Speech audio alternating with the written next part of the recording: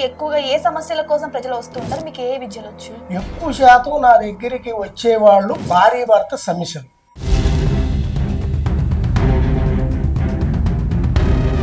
నిజంగా మరుగుమందులు ఉన్నాయంటారా? లేకపోతే అంత అపోహేనా? మరుగు మందులు అనేది అమ్మా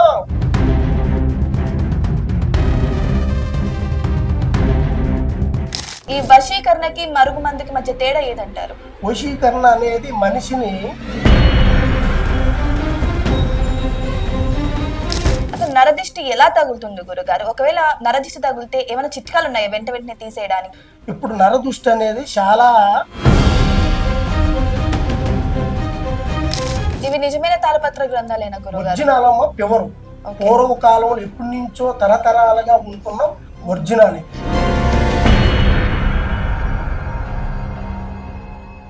నమస్కారం, నేను మీ మధు. ప్రజలకు ఎన్నో సమస్యలు వస్తూ ఉంటాయి. కొన్ని సమస్యలైతే వైద్యులకు కూడా అంతు చిక్కదు. అటువంటి సమస్యల కోసం ఎక్కువగా స్వామీజీల దగ్గరికి వెళ్ళమని డాక్టర్లే సూచిస్తూ ఉంటారు. అయితే హైదరాబాద్ మహానగరంలో దిల్సుఖ్ నగర్ నడి బొడ్డున అయితే గురువు గారు గోవిందరాజు గారు అయితే మన దగ్గర ఉన్నారు. సో గురువు గారు అయితే ఎన్నో ఇయర్స్ గా ఎంతో మంది భక్తులకు సేవలను అందిస్తున్నారు. వారి ప్రాబ్లమ్స్ ను చాలా సామరస్యంగా వారిని ఆ ప్రాబ్లమ్స్ నుంచి బయటపడేస్తున్నారు. అయితే మనతో పాటు గురువు గారు ఉన్నారు. గురువు గారిని అడిగి తెలుసుకుందాం అసలు ప్రజలు ఎక్కువగా ఏ ప్రాబ్లమ్స్ వల్ల ఇబ్బంది పడుతున్నారో, వారికి ఎటువంటి సొల్యూషన్స్ ని అందిస్తున్నారు అన్న విషయాల గురించి. నమస్కారం గురువు గారు. నమస్తే అమ్మా. నమస్తే గురువు గారు. అసలు మీరు ఈ విద్యను ఎందుకు ఎంచుకున్నారు? ఎన్ని ఇయర్స్ అయింది మీరు ఈ యొక్క విద్యలోకి వచ్చి? ఈ విద్యలోకి వచ్చేసమ్మా నేను నా వయసు 9 సంవత్సరముల కాడి నుంచి నేను మా గురువు గారు దగ్గర నేర్చుకొని ఈ విద్యని నలుగురికి సహకారం చేయాలి. ఈ దేశం మీద కూడా చాలా మందికి ఎన్నో సతమతం అవుతూ కొన్ని ప్రాబ్లాలు వల్ల చాలా మంది ఇబ్బంది పడిపోతున్నారు. ఆ ప్రాబ్లాలు పడిపోతున్నారని మా తాతలు ముత్తాతలు ఓతాతల కానించి వస్తున్న ఈ విద్యని నాకు చదువు సంధ్య నేర్పించాలని ఒక జ్ఞానం ఉన్నా కానీ నేర్పించుకోకుండా నన్ను ఈ ఫీల్డ్లోకి ఇతను అయితే సరిపోతాడు, బాగుంటాడు అని నేను పుట్టిన 9 ఏళ్ళకి వాళ్ళకి నా అందు నుంచి ఏదో ఒకటి దైవ సృష్టి కలిగినట్టుగా వాళ్ళకి నాకు సేవ చేయగలుగుతారు దేశానికి, కొంతమంది ప్రజలకి అని చెప్పి నన్ను ఈ ఫీల్డ్లోకి గురువు గారి దగ్గరికి తీసుకెళ్ళారు. గురువు గారి దగ్గరికి తీసుకెళ్ళిన తర్వాత అది అలాగా కంటిన్యూగా చేసుకుంటూ ఆ విద్యని నేను నేర్చుకొని కొంతమందికి మంచి చేయాలి, సేవ చేయాలి, వాళ్ళు ఒంటిలో ఉన్న ఇంటిలో ఉన్న సమస్యల్ని తీసేయాలని నేను ఈ ఫీల్డ్లోకి వచ్చాను. 1972లో పుట్టాను నేను. ఈ నేర్చుకున్న కాడి నుంచి నేను చాలా మందికి సేవ చేసుకుంటూ వచ్చాను. నా వల్ల దేవుడి దయ వల్ల వాళ్ళకి నా హస్తవాకి వల్ల వాళ్ళ సమస్యలు తీరిపోయి ఇప్పుడు ఎక్కడెక్కడో విదేశాల్లో కూడా ఉన్నారు. మీకు ఏ విద్యలు వచ్చు గురు? అంటే ఎక్కువగా ఏ సమస్యల కోసం ప్రజలు వస్తూ ఉంటారు? మీకు ఏ విద్యలు వచ్చు? ఎక్కువ శాతం నా దగ్గరికి వచ్చేవాళ్ళు భార్య భర్త సమస్యలు. ఈ భార్య భర్తల సమస్యలు అన్నప్పటికీ ముందు పెళ్లి జరిగిన తర్వాత పెళ్లి కాకముందు వాళ్ళు ఎంతో సంతోషంగా హ్యాపీగా వాళ్ళు కలిసిపోయి ఒక కుటుంబం లాగా ఉంటారు. వాళ్ళు పెళ్లి చేసుకున్న తర్వాత 1 నెలకో 2 నెలలకో 3 నెలలకో భార్య భర్తల మధ్యన చాలా ఇబ్బందులు వస్తున్నాయి. సంసారం కావడం, లేకపోతే భార్య క్యారెక్టర్ నచ్చక భర్తకో, భర్త క్యారెక్టర్ నచ్చక భార్యకో, ఇలాంటి సమస్యలు రావటం వల్ల మనుషులు ఏమవుతున్నారంటే ఈ భార్య భర్తలు మధ్యన చాలా వరకు గ్యాప్ వస్తుంది. ఈ గ్యాప్ రావటం వల్ల నా మొగుడు ఈ 2 నెలలు 3 నెలలు బాగున్నాడు, ఇప్పుడు ఎందుకు ఎట్లా జరుగుతుంది అని ఆ భార్యకి భర్త మీద అనుమానం వస్తుంది. ఈ అనుమానం రావటం వల్ల భార్య సంసారంలో వచ్చినప్పటికీ భర్తని దగ్గరికి తీసుకోదు, రానివ్వదు. భర్తకి విపరీతమైన కోపం. అంటే బూతుగానమ్మా, ఎవరైనా సరే సృష్టి ధర్మంగా అయితే భార్య భర్తలు మా అమ్మ నాన్న జీవిస్తేనే నేను పుట్టా. అలాగనే ఆ టయానికి ఆ 5 నిమిషాలు 10 నిమిషాలు తృప్తి కోసం ఎప్పుడు ఆ భార్య మొగోడిని దగ్గరికి రానివ్వదో అక్కడి నుంచి మనిషికి ఒక ఇబ్బంది జరుగుతుంది. ఆ ఇబ్బంది జరిగినప్పుడు ఏమిటి ఇలాగ అయిపోతుంది నా భార్య, ఈ ఒక 10 రోజులు పెళ్లి కాకముందు ఎంతో సంతోషం హ్యాపీగా ఉంది, ఇప్పుడు పెళ్ళైనాక ఈ 2-3 నెలల్లోనే ఎట్లా తయారైపోయింది అని భర్తకి కోపం వస్తుంది. కోపం వచ్చినప్పుడు ఆ ఒక నైట్ అయిపోద్ది, తెల్లారిన తర్వాత భర్త గబగబ స్నానం చేయటం, బట్టలు వేసుకోవటం, ఆయన డ్యూటీకో ఏదో ఆఫీస్కి వెళ్తాం, పని చూసుకునే లోపల ఈ ఆలోచన మైండ్లో బయటపోయినప్పటికీ కొంతమంది ఏం చేస్తారంటే ఏరే ఆలోచన, ఏరే దారి ఎత్తుక్కుంటారు. ఏరే దారి ఎత్తుక్కున్నప్పటికీ అప్పుడు ఆ మనిషికి అక్కడ సుఖం దొరికినప్పుడు ఇక్కడ గొడవలు మొదలైంది. ఈ భార్య భర్తలకి గొడవలు మొదలైనప్పటికీ ఏమిటి ఏమిటి ఏమిటి అన్నప్పుడు అత్తకి చెప్పినా ఒక్కొక్కసారి మారతాడులే, ఏం కాదులే మా అబ్బాయి మంచోడే మారతాడు అని అత్త అంటది. మామగారికి చెప్పినా ఏం కాదులే అమ్మా అని మామగారు అంటాడు. అప్పుడు ఆమె ఏం చెప్పుకోవాలో ఏం చెయ్యాలో తెలియని స్థితిలో ఉన్నప్పటికీ ఏదో రకంగా మమ్మల్ని సంప్రదించే టైం వస్తుంది. మేము గుర్తొస్తాం. మేము గుర్తొచ్చినప్పుడు అప్పుడు మా దగ్గరికి వాళ్ళు వచ్చి, గురువుగారు నా భర్త నా దగ్గర ఉండలేదు, ఇంతకుముందు 2 నెలలు 3 నెలలు హ్యాపీగా ఉన్నాడు, ఇప్పుడు ఉండలేదు, కారణం ఏమిటి, ఆయన ఎందువల్ల ఇలాగ మారాడు, నా వైపు నుంచి అయితే తప్పు లేదు, నాకు ఏదో అనుమానం ఉంది అనే ఒక ఆలోచన ఆ అమ్మాయికి కలుగుతుంది. ఆ కలిగినప్పుడు అప్పుడు దాని పరిష్కారం ఏం చేయాలి, ఎట్లా చేయాలి, వీళ్ళిద్దరిని పెద్దలు నిశ్చయించి వీళ్ళిద్దరికి పెళ్లి చేసినప్పటికీ మేము వీళ్ళిద్దరిని కలపాలి. ఎడగొడితే బాగోదు, అది దైవం సృష్టి కాదు, దేవుడు మెచ్చడు. వీళ్ళిద్దరిని 2 చేతులతో కొడితే సౌండ్ వస్తుంది కానీ ఒక చేతితో ఊపితే రాదు. కాబట్టి వీళ్ళిద్దరిని కలపాలని అప్పుడు మా కొండ దేవతని మేము పూజించుకొని వాళ్ళని కలిపేటట్టుగా దానికి ఏం చేస్తే బాగుంటుంది అనేది దాన్ని మేము ఉపయోగిస్తాం. ఓకే, ఇప్పుడు చాలా మంది అంటూ ఉంటారు, మీరు ఇప్పుడు భార్య భర్తల సమస్య అన్నారు కదా, భర్తని నా వైపుకు తిప్పుకోవాలి, లేకపోతే భార్య వేరే వైపు కాకుండా నా వైపుకి తిప్పుకోవాలని మరుగు మందులు వాడుతూ ఉంటారు. నిజంగా మరుగు మందులు ఉన్నాయంటారా, లేకపోతే అంత అపోహేనా? మరుగు మందులు అనేది అమ్మా పూర్వకాలంలో ఉన్నాయి.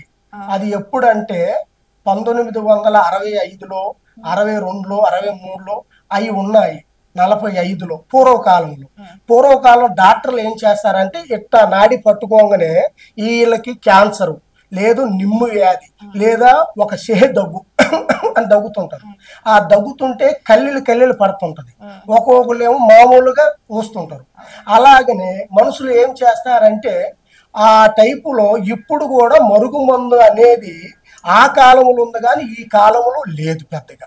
కానీ ఆ మరుగు మందు వల్ల మనిషికి ఆరోగ్యం దెబ్బతింటది. ఆ మరుగు మందుని ఎలాగ ఉపయోగించాలంటే మరుగు మందు రూపం కాకుండా దానికి ఒక చిట్కాలు ఉంటాయి. ఆ చిట్కాలు కూడా ఒక చెట్టు లాంటిది, ఆ చెట్టు నుంచి వచ్చేదే. ఆ చిట్కాన్ని మనం ఉపయోగించి ఆ మనిషిని వశపరుచుకోవటానికి, లొంగ తీసుకోవటానికి విద్య తెలిసిన వాడైతేనే ఉపయోగిస్తాడు. చెట్టు పేరు చెప్పి కాయలు అమ్ముకున్న వాళ్ళు బోల్డ్ మంది ఉన్నారు. అలాంటి అనేది మరుగు మందు లాంటిది పూర్వకాలంలో ఉన్నాయి కానీ ఇప్పుడు అది తెలిసిన వాడికే అర్థమవుతుంది కానీ అలాంటి అందరికీ అర్థం కాదు. చివరికైతే మరుగు మందులు అయితే ఉన్నాయి కానీ దాన్ని ఉపయోగించే రీతిలో ఉపయోగిస్తే మనిషికి ప్రమాదం జరగదు, ఆ మనిషికి బాగుంటుంది. ఆ తర్వాత అది మనం వశీకరణ లాగానే పనిచేస్తుంది. సో ఈ వశీకరణకి మరుగు మందుకి మధ్య తేడా ఏదంటారు? వశీకరణ అనేది మనిషిని వశపరుచుకోవాలి. ఆ మనిషి నాతోనే ఉండాలి, నాతోనే మాట్లాడాలి, నేనంటే ఆ మనిషి నన్ను వదిలిపెట్టకూడదు అనుకోవాలనుకున్నప్పుడు వశీకరణ అనేది ఉపయోగిస్తారు. ఈ మెడిసిన్, ఈ మందు ఉంది కదా మరుగు మందు, ఈ మరుగు మందు అనేది కడుపులోకి, ఇది వశీకరణకి ఈ మందుకి సంబంధం లేదు. ఇది కడుపులోకి పెట్టేది. తలకి మాడన పూసే వాళ్ళు కొంతమంది, రెండోది కడుపులోకి ఏకంగా పోతే అది ఆ పేగుల్లోకి ఈ లోపల అనేది ఏమవుతుందంటే మనిషిలో ఉన్న ఒక పొట్టుని ఆకట్టేస్తుంది. ఇప్పుడు ఒక చిన్న టాబ్లెట్ బాగా జలుబు చేసిందని ఒక టాబ్లెట్ వేసుకుంటాం, అది తగ్గలేదనుకో ఇంకొక టాబ్లెట్ వేసుకుంటాం. ఆ టాబ్లెట్ ఈ టాబ్లెట్ వల్ల పనిచేస్తుంది. అది అక్కడ ఈ నరాలన్నీ ఆ జలుబు చేసే కాడుకు వస్తే ఈ నరాలు ఆ మెడిసిన్ పవర్ ఆపుతుంది, జలుబు రాదు ఇంకా. అలాగని ఈ మెడిసిన్ 2 టిప్పులుగో 3 టిప్పులుగో 9 టిప్పులుగో పెట్టాలి. పెట్టినప్పటికి ఏమవుతుందంటే ఆ మనిషిలో ఒంటిలో ఆ పేగులో పట్టినప్పటికీ ఆ మనిషి అనేది మనకి వింటాడు. ఇంకా పొద్దున్న లేస్తే మౌనంగా ఉంటాం, నీరసంగా ఉంటాం. గమాన్ లే, నువ్వు ఏంటి ఆ పని చేయట్లే ఈ పని చేయట్లే అనగానే చేస్తానండి నీ చెప్పిన చేస్తాగా నేనేమంటున్నాను అని అంటే అప్పటికి మొగుడు ఇది కూరలు బీకిన పావులాగా అయిపోయింది. ఇంతకు ముందు బొస్సు అని పడిగెత్తేది, తొక్కతల్లే లేపేది పడిగా. ఇప్పుడు చూడు ఎట్లొచ్చిందో. అయితే ఇది పనిచేస్తుంది. ఆ గురువు గారికి దండం పెట్టాలి. ఇలాగ మనం ఇంకొక చోట కూడా ఉపయోగించాలని కొంతమందికి ఆలోచన కలుగుతుంది. ఇది మరుగుమందు విధానం. అదైతేనో వశీకరణ అనేది మనిషికి వశపరుచుకునే దాన్ని బట్టి చూసుకుంటే అది కొన్ని ఆ దాంట్లో నుంచి కొన్ని కావాలన్నమాట. ఆ మనిషి దగ్గర నుంచి మనకు కొన్ని ఐటమ్స్ కావాలి. ఆ ఐటమ్స్ ద్వారాగా అప్పుడు వశీకరణం అనేది చేయాల్సి వస్తుంది. ఓకే, వశీకరణ నిజంగానే జరుగుతుందంటారా? ఉందమ్మా, జరిగింది నిజంగానే. అయ్యో ఎప్పటి నుంచో ఉన్నది. ఓకే, ఆ వశీకరణ ఉంటానే కొంతమంది బతకగలుగుతున్నారు. ఓకే, సపోజు రాజకీయ నాయకులు ఉన్నారు, వాళ్ళకి ఏదో కొంచెం టెన్షన్ మీద ఉంటారు. కొంతమంది అంటారు, అనకూడదు కానమ్మా మీ ముందు, కొంతమంది ఈ రాజకీయ నాయకులు అటు ఇటు తిరిగి సతమతం అయ్యి ప్రశాంతత లేక వాళ్ళు ఏదేదో ఉంటారు. వాళ్ళ కింద పిఏలు ఉంటారు, వాళ్ళ కింద డ్రైవర్లు ఉంటారు, కారు డ్రైవర్లు. ఫలానోళ్ళు తెలుసండి అంటారు. చిన్నవాడి దగ్గర నుంచి పెద్దవాడికి తెలుస్తుంది కానీ పెద్దవాడికి ఏ విషయాలు తెలియదు. అవునవును, నిజమే. కింద నుంచి పైకి వస్తారే తప్పనిచ్చి వాళ్ళు ఏం చేస్తారంటే అప్పుడు ఎక్కడున్నారా ఆయన, అరే నువ్వు వెళ్ళి రాపో, కనుక్కొని రాపో, ఫలాంది మనకు కావాలి, ఫలాంది ఇట్లా ఉండాలి అంటారు. కొంతమంది బాడీలు వీక్ గా ఉంటాయి. వీక్ గా ఉన్నప్పుడు ఇగో ఫలానా కొయ్యి రాజులు ఉన్నారు, కొన్న వాళ్ళు ఉన్నారు, వాళ్ళ దగ్గర చిటకాలు ఉంటాయి, వాళ్ళ దగ్గర మూలికలు ఉంటాయి, ఇగో ఇలాగ ఉంటాయి అంటే పూర్వకాలం. ఇప్పుడు కూడా ఉన్నాయా ఇవి అని అంటారు వాళ్ళు. లేదండి ఉన్నాయి మాకు తెలుసండి అంటే, అయితే నువ్వు వెళ్ళిరా పోరా అని అంటే అప్పుడు వాళ్ళు ఫలానా పేరు చెప్పరు. మాకు ఇది కావాలండి, నాకు ఇది కావాలన్నప్పుడు మనకి వాళ్ళు వచ్చారుగా అడిగారు, ఏదో చేద్దాం, కానీ వాళ్ళు బాగుంటే మనకి హ్యాపీగా అనుకుని అప్పుడు మేము చేస్తాం. ఈ వైద్యం వాళ్ళకి మనం నమ్మకంగా వాళ్ళకి మంచిది నెంబర్ 1 మేము వాడినప్పటికీ వాళ్ళు అక్కడ వాడినప్పటికీ వాళ్ళు అరే భలే ఉందిరా, ఇది చక్కగా ఉపయోగించింది, ఒక నాయన నీకు దండం, ఇంకోసారి తీసుకొచ్చి పెట్టు అంటారు. అప్పుడు ఒకళ్ళు సారి వచ్చిన వాళ్ళు నా దగ్గరికి ఇంకా మళ్ళీ నా దగ్గరికి వస్తూనే ఉంటారు. వాళ్ళ తరపున ఇంకా 10 మంది వస్తుంటారు. ఇప్పుడు చాలా మంది నరదిష్టి అంటూ ఉంటారు. అసలు నరదిష్టి ఎలా తగులుతుంది గురుగారు? ఒకవేళ నరదిష్టి తగిలితే ఏమైనా చిట్కాలు ఉన్నాయా వెంటనే తీసేయడానికి? ఇలా ఇప్పుడు నరదృష్టి అనేది చాలా జనాలకి విపరీతమైన ఒక జబ్బులాగా ఉంది, ఒక వ్యాధి, ఒక రోగం లాగా. నరదృష్టి ఏమిటాయా అంటే పూర్వకాలంలో మనుషులు ఏమిటంటే నరదృష్టి ఒకవేళ ఇంత అన్నం వేసుకుని తింటాం. ఇప్పుడు సపోజు నువ్వు నేను ఇద్దరం ఉన్నాం, ఒక బిర్యానీ తినటానికి వెళ్ళాం. ఆ బిర్యానీ తినటానికి వెళ్ళినప్పటికీ నువ్వు తినేది ఇంతే, నేను ఎంత తింటా. మన ఇద్దరు ఎదురు కూర్చున్నప్పుడు ఆ టేబుల్ పక్కనోళ్ళు పైనోళ్ళు ఊరు నాయనో ఎందైనా 2 పీసులు 3 పీసులు వేసుకొని కమ్మగా తింటున్నాడు, ఎంత రైస్ తిందా, ఆ అమ్మాయి చూస్తే ఎంతే తింది, ఊరే బాబు ఇది కడుపా సముద్రమా అని అనుకున్నప్పటికీ వాళ్ళు పక్కనోడు కన్ను మన మీద పడితే అమ్మా ఈ రోజు నాలైతే కడుపు నొప్పి లేచిపోద్ది, ఉబ్బిపోద్ది, అరగదు, విపరీతమైన బాధ. ఏమిటి సడన్ గా అంటే ఇక ఏమిటి ఏమైందని అడుగుతుంది. పక్కన అతని భార్య అడుగుతుంది. అడిగితే ఏమంటే కడుపు నొప్పి లేస్తుందంటే నేను చెప్పాగా నలుగురిలో వెళ్ళి తినొద్దని, అదేందో తెచ్చుకొని ఇంట్లో కూర్చొని తినేవాళ్ళంగా అని అంటారు. నరఘోష నరదృష్టికి నల్లరాయి కూడా బద్దలు పలికిపోతుందని పూర్వకాలంలో ఇలాంటి తాళపత్రంలో రాసి ఉంటుందమ్మా. ఈ తాళపత్రం కూడా చాలా ఇంపార్టెంట్. ఈ తాళపత్రంలో ఇప్పుడు దీంట్లో ₹1 ఒక ₹5 పెట్టామనుకో ఒక బొమ్మ వస్తుంది. ఇగో ఈ 2 పావులు ఉన్నాయి చూసావా, పెనపావులు, జంటగా ప్రేమించుకున్న వాళ్ళకి ఒక ప్రాబ్లం. ఇవి నిజమైన తాళపత్ర గ్రంథాలేనా గురుగారు? ఒరిజినల్ అమ్మ, ప్యూర్. పూర్వకాలంలో ఎప్పటి నుంచో తరతరాలుగా ఉంటున్న ఒరిజినల్. ఏం చేస్తారు దీంతో మీరు? ఇది తాళపత్రం అనేది మేము దేవుడు పూజలో ఇక్కడ పెట్టేసి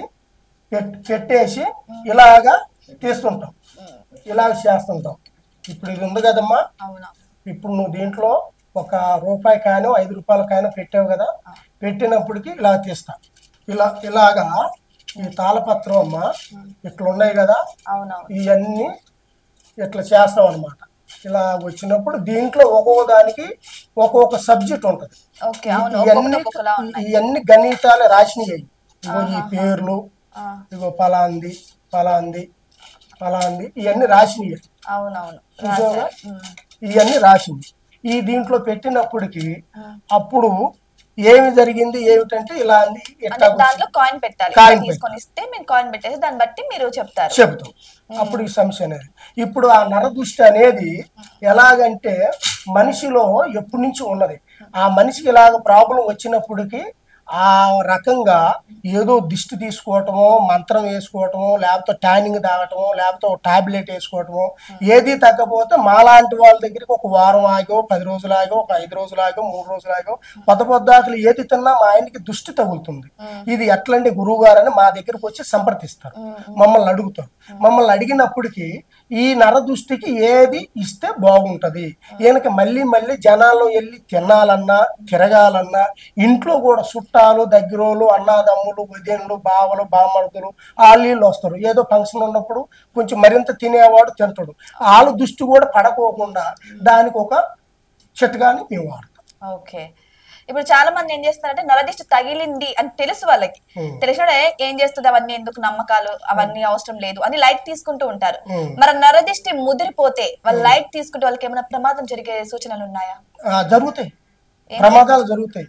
ఆ నరదృష్టి వల్ల ఎలా జరుగుతుందంటే ఆ మనిషిగా బద్ధకంగా ఉంటాడు, పండుకుంటే లేవలేడు, మనశ్శాంతి ఉండదు, ఒళ్ళు నొప్పులు, కడుపు నొప్పి, ఏదో రకంగా తలంతా బరువుగా ఇబ్బందిగా జరుగుతుంటది.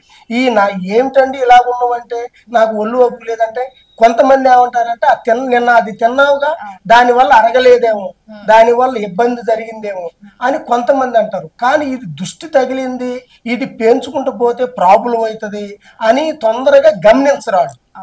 ఆ సమస్య అనేది ముదురుతా ఉంటది, అది రోగం లాగా తయారైతా ఉంటది. తయారైనప్పటికీ వాళ్ళు ఏం చేస్తారంటే అబ్బా ఏదో ఉంది అనే ఒక హాస్పిటల్కి వెళ్తారు. దాన్ని ఏమంటారంటే ఇప్పుడు నువ్వు అన్నిటిగా అది పాయిషన్ అయింది, అదేంది ఇదేంది అంటే వాళ్ళు కొంతమంది ఆపరేషన్ చేసి తీయటము, లేకపోతే దాన్ని కింద నుంచి విరోచనం ద్వారాగా అవ్వటము ఉంటది. అదే మా దగ్గరికి వచ్చారనుకో దిష్టి మంత్రానికి ఒక చిట్కా ఉంటది. రెండోది అది విరోచనంలో పోవటానికి కూడా కడుపంతా ఫ్రీగా అవటానికి ఒక చిట్కా ఉంటది, అది వాడతాం. అది నరదృష్టి పెంచుకునేదాకా తెచ్చుకోవద్దు, దాన్ని ఒక పెద్ద ఒక రోగం లాగా తయారు చేసుకోవద్దు. ఎప్పుడుకి వచ్చింది అప్పుడే తీసేసుకునేటట్టుగా చేసుకొని మమ్మల్ని సంప్రదించుకుంటే బాగుంటుంది. ఇంకొకటి ఏంటంటే గురువు గారు చాలా మంది వెళ్తూ వెళ్తూ కింద పడిపోతూ ఉంటారు. కింద పడిపోయినా ఏదైనా యాక్సిడెంట్ అయినా అంటే గాయాలైనా కూడా వచ్చి వెంటనే వెళ్ళి ఎర్రనీళ్లు దిగదీస్తూ ఉంటారు, గ్రహం పట్టిద్ది అని. అసలు నిజంగానే గ్రహం పట్టిద్దా? అవన్నీ అపోహలే అంటారా? గ్రహాలు ఉన్నాయి, బాలగ్రహాలు ఉన్నాయి, నేలగ్రహాలు ఉన్నాయి, శని గ్రహాలు ఉన్నాయి, అష్టగ్రహాలు ఉన్నాయి, దుష్టగ్రహాలు ఉన్నాయి. బాలగ్రహాలనే భూమి మీద, బాలగ్రహం అంటే చిన్నపిల్లలు. రెండోది మన వయసు గల వాళ్ళు, ముసలోళ్ళు కానీ కొంచెం కుర్రోళ్ళు కానీ ఏదో ఒక ఆలోచన, అది ఒక ఆలోచన మనిషి కలిగింది, తొందరగా ఆఫీస్కి వెళ్ళాలి, లేదా తొందరగా మా అమ్మ నన్ను ఏమంటుందో అని వెళ్ళాలి, తొందరగా మా ఆయన ఏదన్నా ఇబ్బంది చేస్తడేమో అని వెళ్ళాలి. ఆ తొందర మీద ఆ గ్రహం నెత్తిని కూర్చుంటది. ఆ నెత్తిని కూర్చున్నప్పుడు మనిషిని ఏం చేస్తుందంటే పోస్ట్ గా నడిపిస్తుంటది. ఆ నడిపించినప్పుడు టకాని కింద పడతాం, ఒక మెరుపులాగా, ఒక కంటిలో నలకలాగా టక్కున తగులుతుంది. టక్కున తగిలినప్పుడు ఈ కళ్ళు టక్కన మూసినప్పుడు ఒక యాక్సిడెంట్ ప్రమాదం లాగా జరుగుతుంది. కొంతమంది అక్కడ బండి మీద వెళ్ళే వాళ్ళకైతే యాక్సిడెంట్ ప్రమాదం లాగా జరుగుతుంది. బండి లేకుండా నడుచుకుంటూ పోయే వాళ్ళకైతే తక్కువ కింద పడ్డం అనుకో తలకాయ పలుగుతుంది, చేతులు ఇరుగుతాయి, కాళ్ళు ఇరుగుతాయి, కొంతమంది ముక్కు పలుగుతుంది, బ్లడ్ వస్తుంటది, అక్కడ రాయి ఏదైనా ఉంటే బలమైన దెబ్బలు తగులుతాయి. అలా ఇంకా మనిషికి ఇలాంటి గ్రహాలు అనేది ఉన్నాయి. భూమి మనకి పంచభూతములు, నీరు, నిప్పు, గాలి, ఆకాశం, అర్థమైందా? ఇలాగ పంచభూతములు మనకి కావాల్సింది ఆ భగవంతుడు ద్వారాగా మనకి ఎట్లాగ వచ్చాయో ఈ రకంగా ఈ గ్రహశక్తులు కూడా దేవుడు ముందు పుట్టాడా, ఈ గ్రహ శక్తి ముందు పుట్టిందంటే శక్తి ముందు పుట్టింది. ఈ శక్తి పుట్టిన తర్వాత దేవుడు వచ్చాడు ఆ శక్తిని బంధించడానికి. అలాగనే ఏ శక్తి ఉందో ఆ శక్తిని బంధించేసి ఆకడటానికే మాలాంటి వాళ్ళు ఉన్నాం. మాలాంటి వాళ్ళు ఉంటారా? ఈ గ్రహాలు కానీ ఇప్పుడు డాక్టర్ దగ్గరికి వెళ్ళాం, ఒక 10 లక్షలు 20 లక్షలు ఆపరేషన్ చేయాలి, అక్కడ తగ్గదు, నుంచి ఇంకో చోటకి ఎక్కడికెక్కడికో వెళ్తుంటారు, ఏం చేయాలో అర్థం కాదు. అలాగని ఎవరో నీ బోటోలు చెబితే మాలాగా సంబంధించిన వాళ్ళు అప్పుడు దానికి పరిష్కారం ఎక్కడొచ్చింది? ఇది ఒంటి మీద ఉన్న గాల, దూల, శక్త, శాదబడ, బాణావత, ఇది ఏమిటి? ఎక్కడ సంథింగ్ రాంగ్ జరిగిందనేది దాన్ని ఎతికి దానికి పరిష్కారం అని చేస్తే ఆ మందు ద్వారాగా మేము చేసే ద్వారాగా సెట్ అవుతుంది, వాళ్ళు బాగుపడతారు. ఇప్పుడు మీరు అన్నారు కదా బాలగ్రహం అని, చిన్నపిల్లలకి ఎక్కువగా వామిటింగ్స్ విరోచనాలు అవుతూ ఉంటాయి. బట్ వాళ్ళు ఏమనుకుంటే హెల్త్ ఇష్యూ అనుకుంటున్నారు. కానీ అప్పుడు కాలంలో ఎలా చేసేవాళ్ళు అంటే ఇలాంటి బాలగ్రహాలు తగిలాయని చెప్పి కొన్ని కొన్ని చిట్కాలు పాటించేవాళ్ళు. సో ఒకవేళ బాలగ్రహం తగ్గిపోవాలంటే ఏం చేస్తే బెటర్ అంటారు? ఆ బాలగ్రహ తగ్గిపోవాలంటే త్వరలగంటి ఏరు ఉంటది, బాలంత బంక్ అని ఒకటి ఉంటది, దుంపనాష్టం అని ఒకటి ఉంటది. దుంపనాష్టం అవి భూమి మీద ఉన్నాయి. దాన్ని కొంతమంది చెప్పాను కదా ఇందాక, విద్య తెలిసిన వాళ్ళకి తెలుస్తుంది. అవన్నీ బాలగ్రహాలు ఉన్న వాళ్ళకి ఎట్లా జరుగుతున్నాయి అంటే ఒకళ్ళ ద్వారాగా వస్తాయి. చిన్న పిల్లోడు ఉన్నాడు, ఇప్పుడు సపోజ్ నా కొడుకే ఉన్నాడు, నేను ఇంట్లో నుంచి ఎటు పోను, ఒకవేళు బయట నుంచి చుట్టాల రూపంగా స్నేహితుల రూపంగా వాళ్ళు అటు ఇటు వెళ్ళి తిరిగి వచ్చేటప్పటికి ఏమవుతుందంటే వాళ్ళ ద్వారాగా వస్తుంది. వచ్చినప్పుడు వాళ్ళు తిరిగి ఇంట్లో నుంచి బయటికి వెళ్ళేటప్పుడు ఆ గ్రహ అనేది ఎవరి మీద ఆహారం పెట్టేది. ఇప్పుడు పెట్టే ఇంటికి 10 మంది పోతాం, పెట్టే ఇంటికి పోతాం కానీ పెట్టనోడి ఇంటికి వెళ్ళంగా.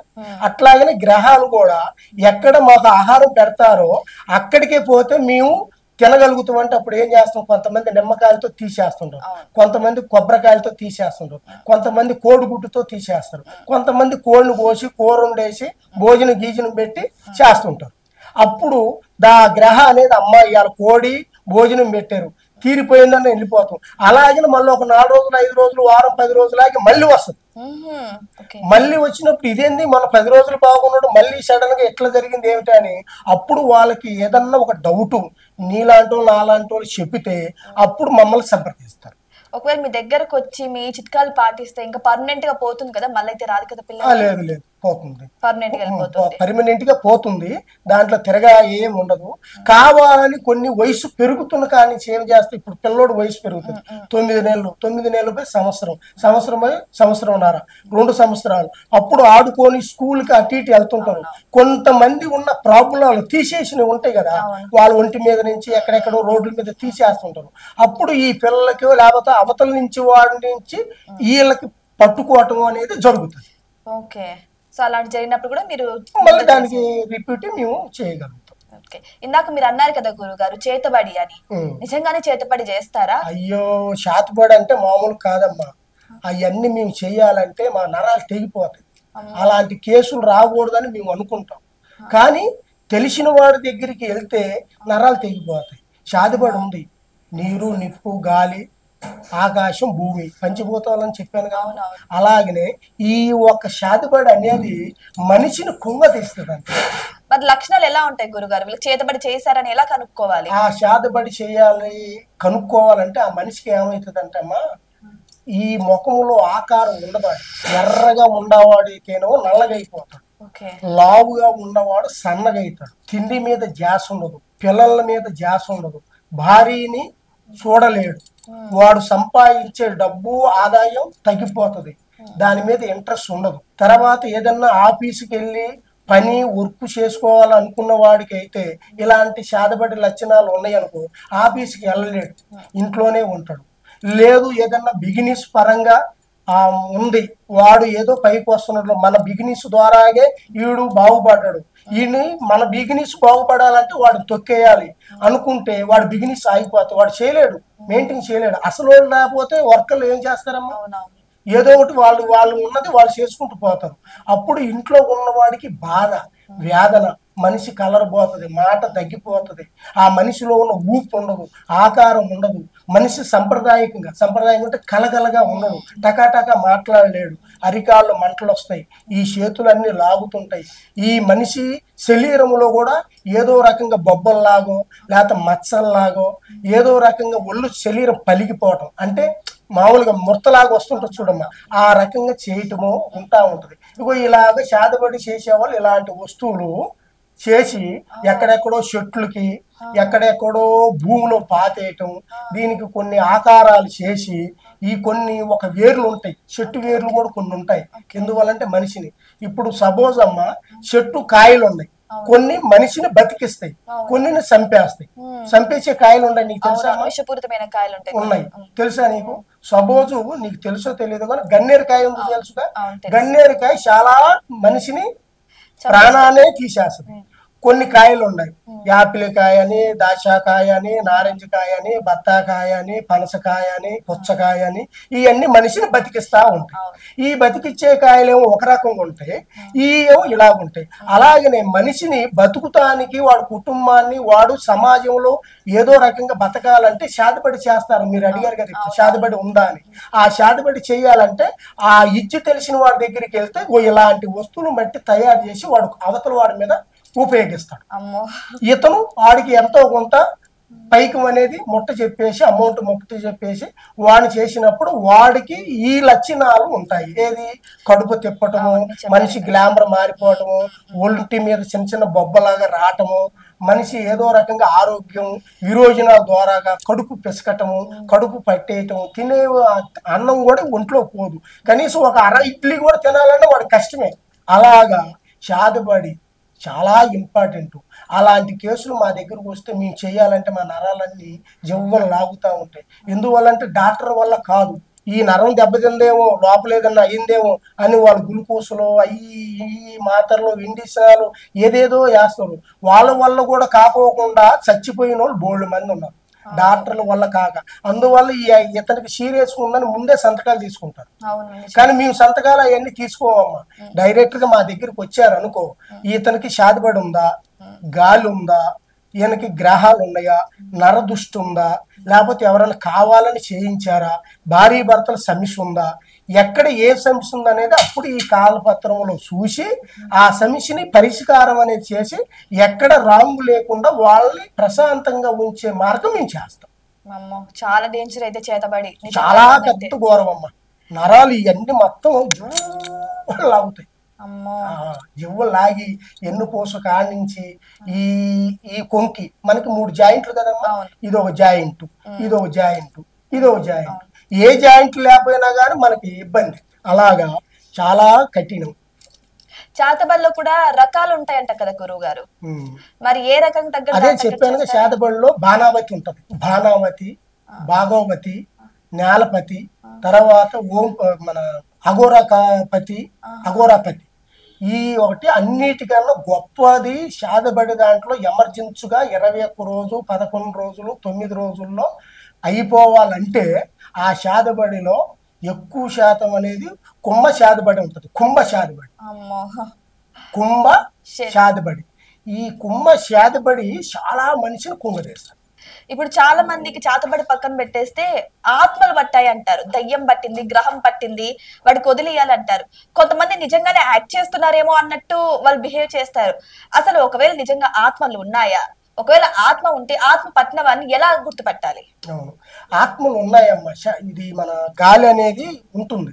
ఎలాగ గాలి ఉంటదంటే, మనిషి చచ్చిపోయాడు అనుకోమ్మా, ఈ శరీరం అనేది ఉట్టి కట్టె లాంటిది.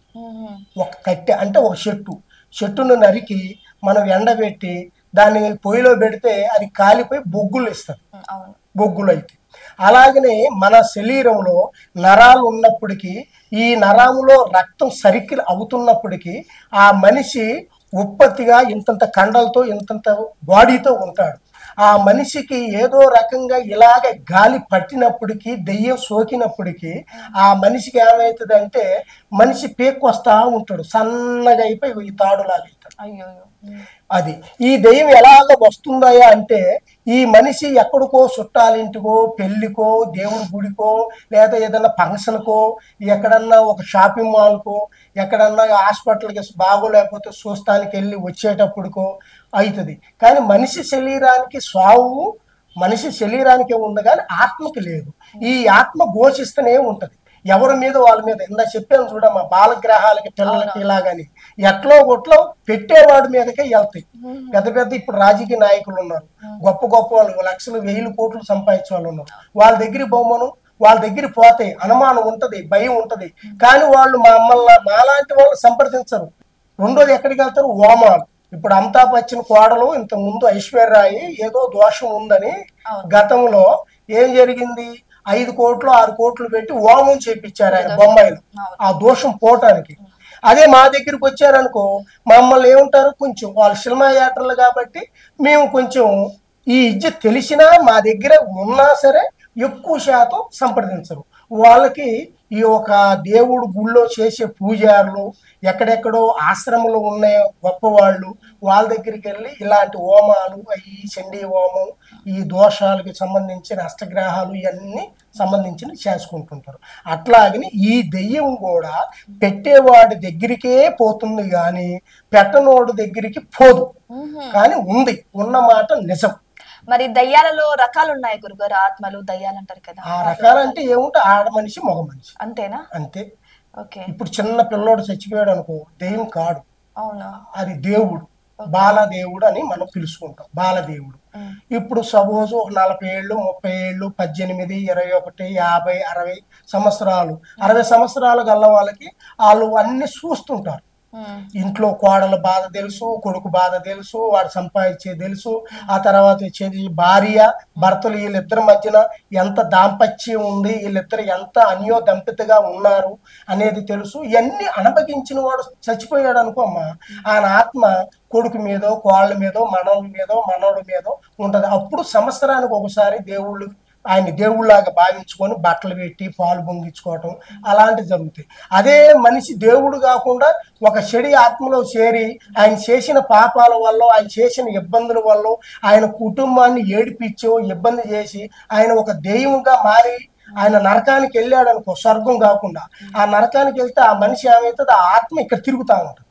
తిరిగినప్పుడు ఎవరిని పట్టుకోవాలి, నా స్నేహితుని పట్టుకుంటే వాడు ఒక ముద్ద పెడతాడు. కష్టంలో ఉన్నప్పుడు వాడి దగ్గర పోతే డబ్బులు ఇచ్చాడుగా, ఆ డబ్బులు ఇస్తే ఆ డబ్బులతోనేగా నేను ఇదంతా బాగుపడింది, ఈ బాగుపడింది ఈ రోజున నేను చచ్చిపోయా, అందువల్ల వాడి దగ్గరికి పోతా. అదే నా పిల్లని పట్టుకుంటే పెట్టదు, నా కొడుకుని పెట్టుకుంటే పెట్టడు, నా కోళ్ళైతే అసలు పెట్టదు. నా అన్నదమ్ముల దగ్గరికి పోతే వాళ్ళు తిడతా ఉంటారు, అసలు బతికున్నప్పుడు వాళ్ళకి నాకు పడదు. అందువల్ల నేను అక్కడికి వెళ్తే నా స్నేహితుడి ద్వారాగా నేను కమ్మగా పెట్టుకుని వాడి కళలోకి వెళ్ళి ఒక స్వప్నం, కళ కంటిలో పండుకునేటప్పుడు స్వప్నంగా కలగా వెళ్ళి, అరే నా పరిస్థితి ఇది ఇలాగైపోయింది, నాకు అది పెట్టి ఇది పెట్టినా అంటే వాడు మంచోడేదనుకో పెడతాడు. అబ్బాయి నువ్వు నా దగ్గరకు వచ్చి నన్ను ఏదిస్తున్నావు ఎందుకంటే అప్పుడు అలాంటి వాడు మా దగ్గరకు వచ్చి మమ్మల్ని సలహా అడుగుతాడు. మీరు దయ్యాలను కూడా వదిలిస్తారా గురువు? దయ్యాలు నెంబర్ 1 తిరుగులేదు, ఓకే, వదిలిచ్చేస్తాం. మళ్ళీ ఇంకా అవి తిరిగి రావు, అది రాకోకుండా బంధించేస్తాం, కట్టు కట్టేస్తాం, దాన్ని భూస్థాపం భూగర్భంలో కలిపేస్తాం. అదే ఎక్కడో సాట వేసామంటే కొన్ని వర్షానికి దానికి దీనికి లెగుస్తూ ఉంటాయి, అది లేకపోకుండా వేయాలి. అంటే అవతల వాడు చేపించుకునే దాన్ని బట్టి. అంటే ఇప్పుడు మీరు ఆత్మను బంధించేస్తున్నా అంటున్నారు, పాప దానికి విముక్తి ఎలా మరి? దానికి ఆహారం పెడతాంగా, ఈయన మనకి ఇస్తున్నాడుగా, ఇచ్చేదానికి ఆహారం పెడతాం. అమ్మా ఆడ మనిషి అయితే నీకేం కావాలి, గాజులా, బొట్టు బిళ్ళలా, చెవులియా, లేకపోతే నీ డ్రెస్సా, నీకు ఎలాంటిది, కోడా, చికెనా, మటనా, లేకపోతే బిర్యానా, వైట్ రైసా, నువ్వేం తింటావు, వాడి మీదకి రావద్దు, ఇక నీ ఆహారం నేను పెడుతున్నా, నువ్వు రా నా దగ్గరికి అని వాళ్ళ ముందే ఆ ఆత్మని పట్టుకొని ఒక కుండలోనో ఒక సీసాలోనో లేదా ఒక బొమ్మలోనో తెప్పించేసి దాన్ని భూస్థాపన చేసి దాన్ని శుభ్రంగా వండేసి ఆహారం అక్కడ పెట్టేసి ఉన్నాం. ఇప్పుడు మునిశిల్మ ఉంది, చూసావు కదా మునిశిల్మ, ఆ మునిశిల్మలో చాలా మంచోడు ఆత్మ. మరి లారెన్స్ ని ఎట్లా పట్టుకున్నాడంట, పట్టుకున్నాడా లేదా? మరి ఎందువల్ల ఆయన తినే ఆహారం కావాలి, ఆయన తినే చికెన్ బిర్యానీ కావాలి, ఆయన తినే కోడిగుడ్లు కావాలి, ఆయన కూతుర్ని ఏది ఇచ్చారు కాబట్టి నా కచ్చ తీరాలంటే నా బలం సరిపోదు, కాబట్టి నువ్వు కుర్రోడు కాబట్టి నా ధైర్య శక్తి నీలో వస్తున్నా, నీ దగ్గర నుంచి అప్పుడు వాడిని అంత చేయాలి, మనం అంతం చేస్తే వాడు మన దగ్గరికి రాడిగా అని అప్పుడు వీడు అతనిలోకి వెళ్ళిపోయి ఆత్మని, నా కొడుకుని వదిలిపెట్టు, నా మొగుని వదిలిపెట్టు, నన్ను ఇబ్బంది చేయొద్దు అని తల్లి తండ్రులు, అమ్మాయి హీరోయిన్ బాధపడ్డా కానీ తప్పదు, తాయితులు కట్టుకుంటాడు, బట్టలు వేసుకుంటాడు, అవి వేసుకుంటాడు. కానీ లాస్ట్కి ఎక్కడికి వెళ్ళాడు, ఒక మాంత్రికుడి దగ్గరికి వెళ్ళాడు. అప్పుడు మాలాగా దగ్గరికి వస్తే అప్పుడు అది ఏమిటి, ఆడ మనిషా మగ మనిషా, చచ్చిపోయినోడు వయసు ఎంత ఉంటది, ఆ వయసు గల్లోడికి ఏ రకంగా చెయ్యాలి, ఏ రకంగా చేస్తే ఆయన దూరం అవుతాడు. ఆడ మనిషి 60, 70, 30, 25, 20, అమ్మాయి కుర్రోళ్ళు అయితే ఒక రకంగా ఉంటారు ఆశతో, వయసు మీద పడ్డోళ్ళు అయితే ఒక రకంగా ఉంటారు, వయసు గల్ల వాళ్ళు యవనం మీద ఉంటారు, గమ్మునే వదిలిపెట్టరు, వాళ్ళకి చేయాల్సింది చేయాలి. వయసు మీద పడ్డ వాళ్ళు 60, 70, 80, 90, 100 వచ్చి చచ్చిపోయిన వాళ్ళకైతే వాళ్ళకి కొంచెం ముసలి వయసు ఉంటుంది, వాళ్ళకి ఏం పెడితే టక్కున తిని వెళ్ళిపోతారు అనేది అట్టు పెట్టుకుంటారు. ఇట్లా దెయ్యం అనేది ఉంది, ఆ మనిషిని పట్టి పీడించే వాళ్ళకి నా దగ్గర పరిష్కారం ఉంది. సో చూసారు కదా, మీకు గర్భధారణ లేకపోయినా, ఉద్యోగ సమస్యలు ఉన్నా, లేదంటే భార్య భర్తల మధ్య గొడవలు ఉన్నా, ఇటువంటి ఎన్నో సమస్యలకి కూడా గురువు గారి దగ్గర సొల్యూషన్ అయితే ఉంది. సో మీకు కూడా ఇటువంటి సమస్య ఉంటే దయచేసి గురువు గారిని అయితే కాంటాక్ట్ అవ్వండి. మీకు గురువు గారి నెంబర్ అయితే డిస్ప్లే మీద నేను వేసే ప్రయత్నం అయితే చేస్తాను. థ్యాంక్ యూ సో మచ్ గురువు గారు. నమస్తే తల్లి. జై దుర్గా భవాని అనుగ్రహం. అమ్మవారు దయ వల్ల మీరు హ్యాపీగా ఉండాలి. సంతోషం. శుభం.